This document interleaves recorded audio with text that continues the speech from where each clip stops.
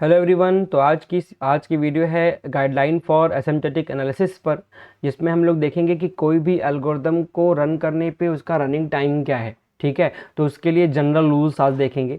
तो सबसे पहले हम लोग देखेंगे लूप्स का, ठीक है, फिर नेस्टेड लूप्स के बारे में देखेंगे, फिर उसके बाद कॉन्सिक्यूटिव स्टेटमेंट्स जो होंगे उनके, और उसके अलावा फिर if then else statement, logarithmic statements, इनका एक एक करके देखेंगे। लेकिन आज की वीडियो में हम लोग सिर्फ दो देखने वाले हैं, जिसमें हम लोग देखेंगे लूप्स का और नेस्टेड लूप्स के रूल्स क्या होंगे।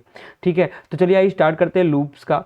तो मान लो एग्जांपल ले रहा हूँ मैं कि अगर हमारे पास कोई लूप है, ठीक है, जैसे एग्जांपल मैं एक लूप यहाँ लिख रहा हूँ, for and I is equals to यहाँ पे 1 and I less than equals to n and I plus plus, ठीक है, आई प्लस प्लस एक एक करके इंक्रीमेंट कर रहा है और यहाँ पे कोई स्टेटमेंट है। ठीक है, तो सबसे पहले तो जब कोई स्टेटमेंट सिंगल स्टेटमेंट होगा, जो उसका रनिंग टाइम होता है वो कांस्टेंट होता है। अगर कोई सिंगल हमारा स्टेटमेंट है तो उसका जो रनिंग टाइम हो जाएगा वो क्या हो जाएगा, कांस्टेंट टाइम हो जाएगा, कांस्टेंट टाइम, जिसको हम लोग सी लिख सकते हैं, यहाँ पे ये सी हो जाएगा।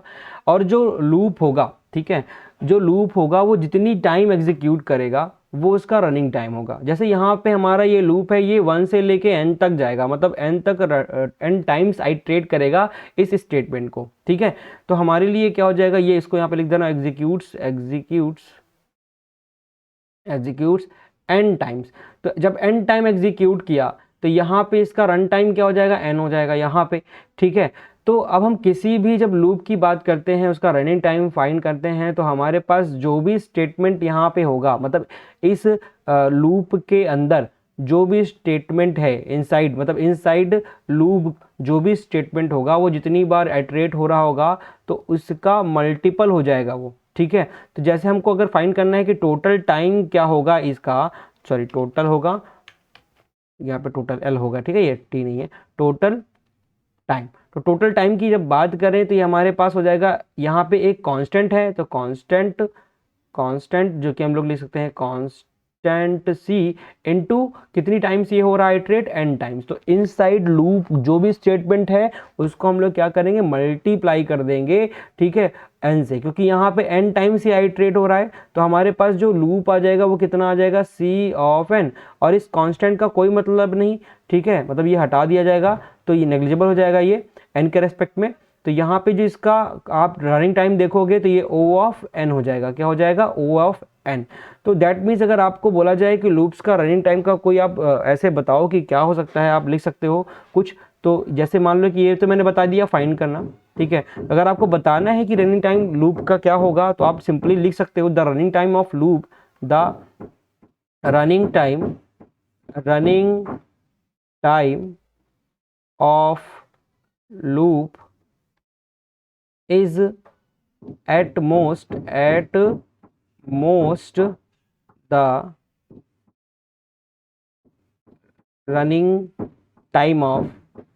running time of the statement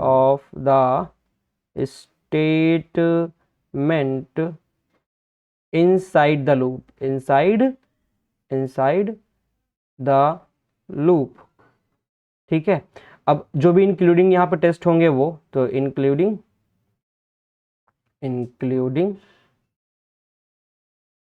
test multiplied by the number of iteration, जो यहाँ पे मैंने क्या multiplied the by the number of iteration, जो भी स्टेटमेंट है उसको मल्टीप्लाई कर देंगे यहाँ पे नंबर ऑफ आइट्रेशन से। तो मल्टीप्लाइड बाय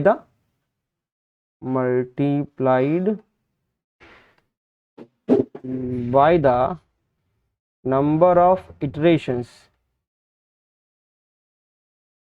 ठीक है, ये हो जाएगा क्लियर। तो ये हमारा क्या हो गया, फॉर लूप हो गया, एक सिंगल लूप लिया। जब अब नेस्टेड लूप की बात करें तो नेस्टेड लूप्स में क्या होगा, हम क्या करेंगे, यहाँ पे एनालाइज करेंगे फ्रॉम द इनसाइड आउट। ठीक है, अब इनसाइड आउट का मतलब यहाँ पे क्या है, एक प्रोग्राम लिख के तो दिखाता हूँ मैं यहाँ पे। टोटल रनिंग टाइम होगा यहाँ पे, प्रोडक्ट हो जाएगा किसका size of all the loops, मतलब सारे लूप जितने भी लूप चल रहे होंगे, इनर लूप जो चल रहे होंगे, ठीक है, उनका सारे का प्रोडक्ट हो जाएगा, मतलब मल्टीपल हो जाएगा। ठीक है, तो यहाँ पे मैं लिख रहा हूँ नेस्टेड लूप्स, तो सिंपल पहले मैं लिख दे रहा हूँ नेस्टेड लूप्स। तो नेस्टेड लूप्स में क्या होंगे, सिंपल हम एनालाइज करेंगे फ्रॉम इनसाइड आउट, ठीक है, एनालाइज फ्रॉम इनसाइड आउट, और टोटल रनिंग टाइम क्या हो जाएगा, तो total running time is the product of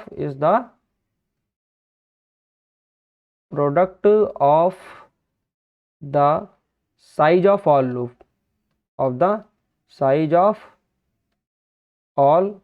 loops, ठीक है।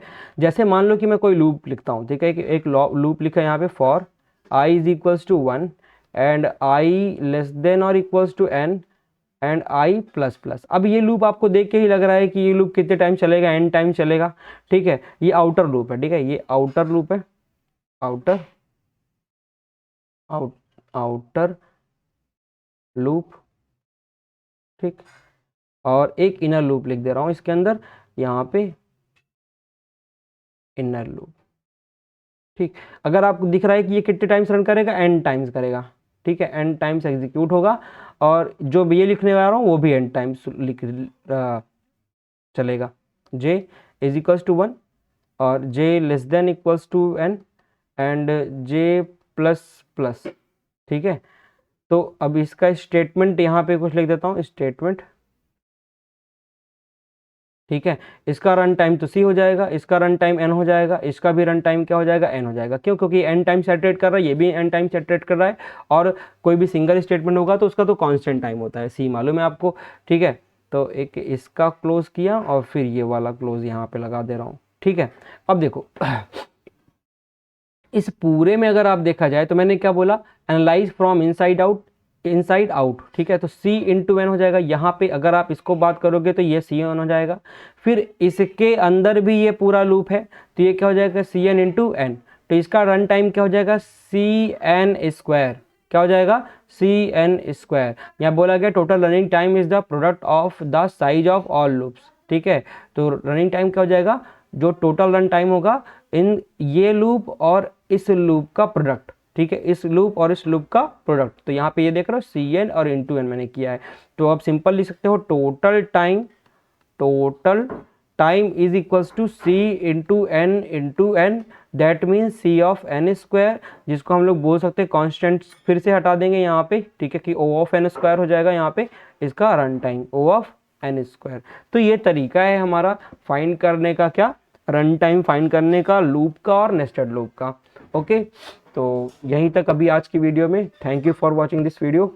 Okay, bye bye.